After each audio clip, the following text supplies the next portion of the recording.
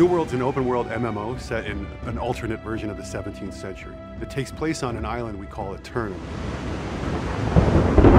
It's a place of legend. It's a land of power and of treasure. It's a place where your choices matter.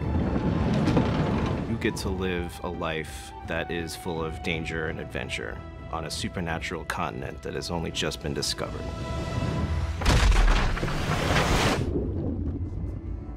We wanted to build this version of a haunted Eden. We wanted beautiful, picturesque landscapes with danger around every turn. There's these hints of supernatural and these things that show you're not really anywhere you've ever seen before. Contrast is something that we really want players to feel as they move around the world. Every space they enter feels different and special from the space behind it. They feel like every hill they're going over, there's a new adventure. Not many people know too much about Eternum yet. I think that's where you come in as a player.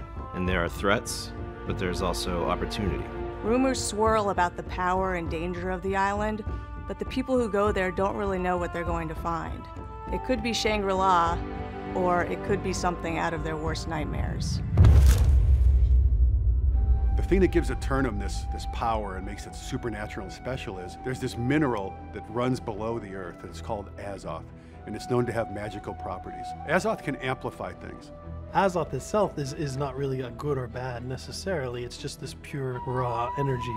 Azoth has power to change things. It makes things more beautiful. And deadly. Azoth is different for everyone who sees it or knows about it. For some, it's the Fountain of Youth. For some, it's the Philosopher's Stone. For some, it's the living embodiment of God or the devil. But one thing's for sure is it gives you, the player, a lot of really interesting powers to play with. When players arrive in Eternum, they find evidence of other civilizations having been trapped there throughout history.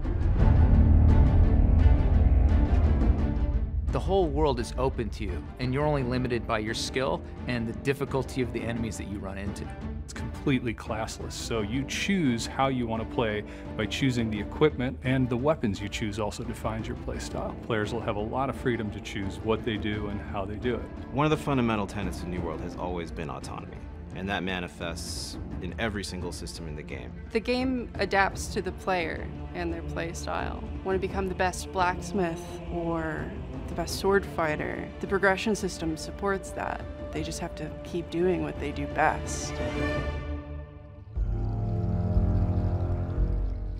There's multiple settlements all over the world, and the corruption is always this invasive, aggressive force that's constantly trying to push back, trying to drive players out. The corrupted have massive armies growing in the north, and some of their influences are beginning to trickle down to the south, where players are trying to build their homes. And they have a very particular idea of how the power of Eternum should be used.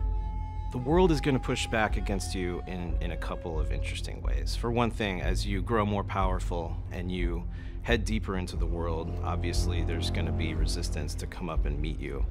But one of the most exciting things about the game is that as you and other players begin to form settlements and you begin to push back the things in the woods, they'll come for you. You're going to find some really interesting battles that have to get fought in order to keep your foothold in this world.